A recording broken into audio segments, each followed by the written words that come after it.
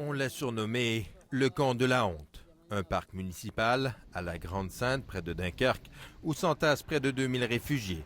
Ils vivent ici les pieds dans l'eau, dans la boue, luttant comme ils peuvent contre l'humidité et le froid hivernal.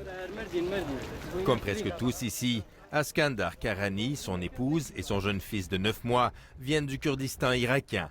Ils ont fui la guerre, les exactions du groupe armé État islamique et rêvent de s'installer en Grande-Bretagne. Mais les contrôles renforcés aux frontières ont rendu la destination inaccessible. Alors, ils sont coincés en France depuis 1 mois et demi. La vie n'est pas bonne ici, dit-il. C'est très mauvais, c'est très froid. Le camp de la Grande-Sainte est tenu à bout de bras depuis des mois par une poignée d'organismes humanitaires comme Médecins sans frontières. Beaucoup de bénévoles aussi qui distribuent vêtements, couvertures et nourriture. Des petits gestes qui font toute la différence pour ceux qui n'ont plus rien.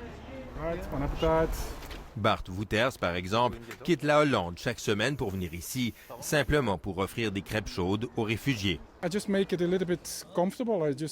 veux juste leur rendre la vie plus agréable, dit-il, leur donner un sourire. Angélique Muller, de Médecins sans frontières, est habituée à être déployée dans tous les coins chauds du globe, comme le Sud-Soudan ou le Congo. Mais elle se désole aujourd'hui de devoir intervenir chez elle, en France. Elle déplore l'inaction de son gouvernement. C'est plus qu'étonnant, hein. Moi je vous dis, c'est révoltant aussi que l'État ne veuille pas prendre ses responsabilités. Ces gens ne veulent pas être là à la base, hein. Il faut quand même qu'on se le dise, hein. Ils fuient des persécutions, ils fuient des guerres, ils fuient... c'est des survivants. Ils ne sont pas par gaieté de cœur sur un camp et surtout pas sur un camp comme ça. Une chose est claire, le camp actuel n'est pas aux normes internationales. Le Haut-Commissariat de l'ONU pour les réfugiés préconise que chaque famille ait accès à ses propres toilettes, ou en tout cas qu'il y ait un maximum de 20 personnes par latrine.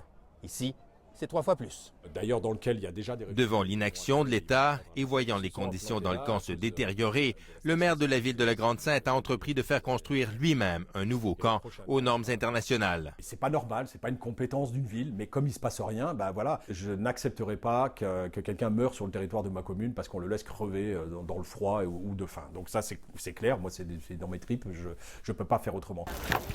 Le nouveau camp, qui permettra aux réfugiés d'être au sec, dans des tentes chauffées, devrait ouvrir au début du mois de mars.